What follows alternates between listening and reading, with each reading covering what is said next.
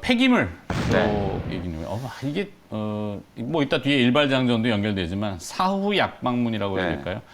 그러니까 뭐 재난이 났고 그 다음에 이제 그거를 처리해야 되니까 관련 기업들이 또 주목을 받고 하지만 조금 그거를 줄일 수는 없었을까? 그렇죠. 네, 일단 그런 사전에 개념도? 좀 예방을 할 수는 없었을까? 뭐 항상 이게 물론. 저희가 이 자연재해가 이게 벌어지고 나면 결국은 인재였다 이런 이제 평가들을 좀 많이 하고 있기 때문에 이번에 정말 좀 역대급으로 뭐 서울에 115년 만인가요?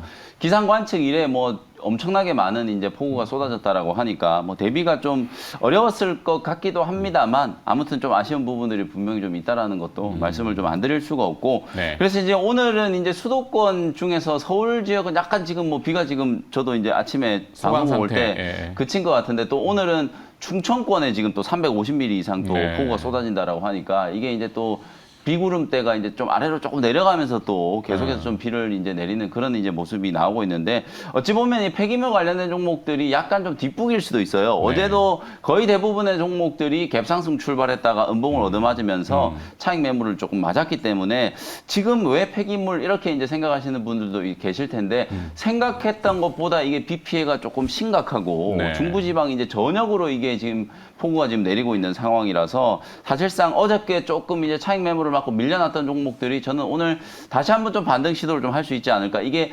단기적으로는 아무래도 오늘까지는 뭐 IT 업종도 좀 안 좋을 것 같고 시장 분위기도 좀 왔다 갔다 하는 그런 분위기다 보니까 이런 이제 테마성 이슈가 좀 부각될 수 있는 가능성이 분명히 좀 있다라고 보여지거든요. 그런 측면에서 이제 약간 이제 좀 추격 매수를 하는 거긴 합니다만 충분히 한번 관심을 좀 가져볼 수 있을 것 같고 도로 곳곳이 지금 침수가 되고 뭐 다리도 지금 무너지고 그 다음에 특히나 이제 침수 자동차들 지금 5,000대가 넘는 자동차가 이제 침수가 됐다라고 하잖아요. 그것 네. 때문에 지금 손보사들 같은 경우에는 수익률이 상당히 조금 안 좋은 영향을 좀 받을 수밖에 없다. 자차보험에 이제 가입되어 있는 이제 그 침수 차량을 갖고 계신 분들은 사실 공식적으로는 보험회사를 통해서 이걸 폐차 처리를 해가지고 또 새로운 차를 이제 구매를 하시는 그런 이제 절차를 거치셔야 되는데 우리가 잘 아시다시피 이런 침수된 자동차 중에 완전 보상을 못 받는 자동차들은 어영부영 또 막 그 수선해가지고 중고차 시장이 좀 나오는 소위 말해서 우리가 이제 레몬마켓 티오리 또 떠오르게 하는 그런 이제 또 현상들이 좀 생길 수가 있거든요. 네. 그런 측면에서 봤을 때 제가 이제 좀 폐기물이라든지 이런 거 이제 관련된 종목들이 더더군다나 이제 시장에서 조금 주목을 좀 받지 않을까 이런 생각이 조금 들고 관련된 종목으로는 뭐 인선 ENT, 코엔텍, YN텍 이런 종목들이 일제히 어저께 초반에 다 강하게 출발을 했다가 다 음봉을 맞으면서 좀 뒤로 좀 밀려나는 그런 모습이었고 그 다음에 특수건설 같은 종목은 이제 복구와 관련된 수혜주 오히려 오늘 뭐 특수건설이라든지 이런 이제 재난 복구와 관련된 어떤 건설사들 같은 경우에는 오늘 조금 주목을 좀 받을 수 있는 가능성이 있어 보이고요. 그리고 이제 뭐 KG ETS 최근에 뭐 KG 그룹이 쌍용차 관련해서 또 인수와 관련해서도 주목을 좀 받았지만 KG ETS 같은 경우에는 본업이 또 이제 폐기물 또 처리 쪽이기 때문에 이런 종목들을 두루두루 좀 살펴보시면 좋을 것 같다 이렇게 말씀드리겠습니다.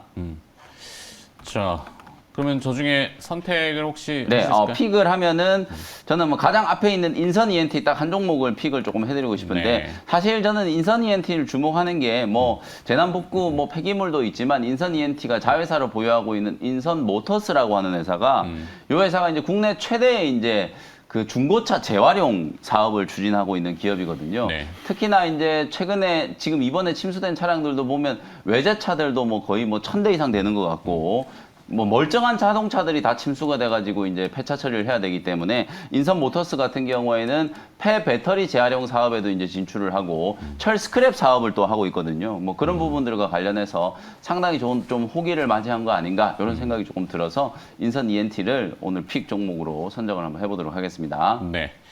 자, 뭐 자원 재활용, 뭐 요즘 보면 중국과의 또 뭐 히토리 문제도 그렇고, 뭐 여러 가지 이 2차 전지 소재도 그렇고, 네.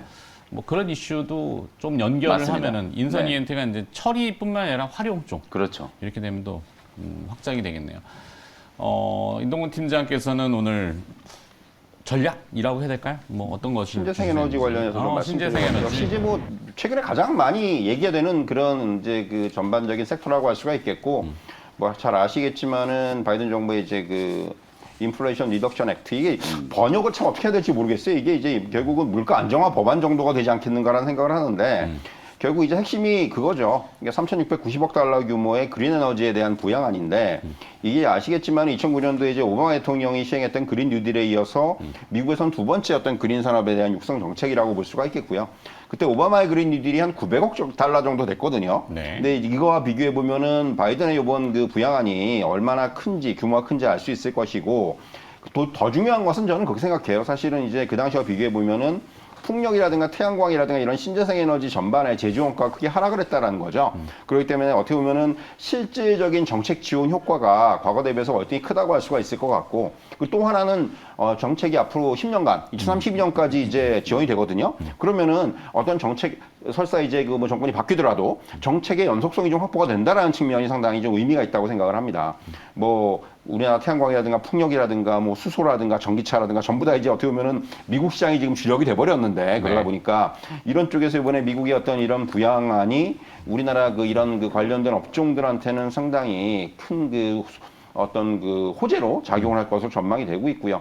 뭐 특히 이제 뭐 태양광이라든가 또 이제 수소라든가 이런 쪽에서 어떤 그 보조금 지급이라든가 이런 부분들이 이어지면서 산업 자체의 좀 질적인 성장이 전망이 되고 있습니다. 사실 최근에 보면은 주가가 좀 반영을 했죠. 그래서 이제 주가가 한 차례 올랐는데 그리고 나서 이제 조금 이제 조정을 좀 이제 조정을 좀 이제 쉬어가는 그런 흐름들이 나오고 있는데 어떻게 보면 이러한 업종들은 공통적으로 저는 좀 중장기적인 관점에 접근이 필요할 것 같아요. 당장 뭐 이게 뭐 하루 이틀짜리 어떤 그런 흐름이 아니고 어떻게 보면은 이거는 이제 그 산업의 성장이라든가 향후의 어떤 이런 그 방향성 이런 부분들에 좀 초점을 맞춘 중장기 대응 전략이 유효하다 이렇게 말씀드릴 수가 있겠고요. 그래서 뭐 이게 좀 조정이 나오고 숨고르기가 나올 때 오히려 저는 이런 쪽에 좀 매수 규모를 좀 늘려가는 이러한 전략이 필요할 것으로 보여지고요. 뭐 종목이 워낙 많은데 뭐 딱 그 풍력 쪽에서 역시 대표주라고 할 수 있는 CS 윈드라든가 또 이제 이쪽 그 태양광 쪽에서는 한화솔루션 같은 종목들, 네. 그리고 이제 수소 쪽에서는 역시 두산 퓨얼셀이라든가 이런 종목들 위주로 좀 접근해 볼 필요가 있다 이렇게 말씀드릴 수가 있을 것 같습니다. 네. 인플레이션 감축 법안 이렇게 표현이 되는데 인플레이션의 주된 포인트가 결국엔 에너지. 네, 러시아발 그 그쵸. 유가와 천연가스 거기에 나아가서 이제 곡물. 그러면은 이제 곡물이야 뭐 더 재배를 하기는 뭐 그렇고 이제 에너지 가격을 조금 내리려면은 대체 에너지. 그래서 이제 저런 태양광이나 뭐 신재생 에너지, 뭐 기후 위기와 기후 변화도 당연히 그렇겠죠. 이상 기후는 우리가 이제 목도하고 있지 않습니까? 뭐 지금 우리나라도 지금 나타나고 있기 때문에 이미 이런 부분들이 네. 앞으로는 또 이제 점점 더 가속화가 될 거고 결국 그런 쪽에서의 어떤 대비는 계속해서 뭐 이어질 수밖에 없다 이런 말씀 드릴 수가 있겠습니다. 네. 우리나라도 사실 좀 이런 좀 장기적인 플랜으로 그린 산업 육성이라든지 이런 거 사실 미국과 우리나라를 직접 비교하기 좀 어려운 게 태양광이라든지 풍력 같은 경우 우리나라는 사실 이게 발전 효율 자체가 좀 떨어질 수밖에 없거든요. 네, 그러니까 네. 우리나라는 더더군다나 이제 소형 원전 뭐 이런 것들이 또 최근에 좀 강조가 좀 되고 있는 상황이라서 우리도 좀 장기적인 플랜으로 정권이 좀 바뀌든 안 바뀌든 한 10년 대계를 좀 보고 그렇게 좀 투자할 수 있는 그런 좀 지원 정책이 좀 만들어졌으면 좋지 않을까 이런 생각을 조금 한번 해봅니다. 아쉬움이 좀 많이 남는 네. 부분들이 있죠. 자, 잘 들었습니다. 하여튼 섹터와 그 전략은 이제 화면을 한번 더 정리를 해볼까요? 뭐 김영희 매니저는 일단은 그 폐기물 쪽에서 추격 매수, 네. 인선 ENT 이렇게 네. 해주셨고 이동우 팀장은 신재생에너지 그래서 CS 윈드라는 것을 얘기해 주셨네요.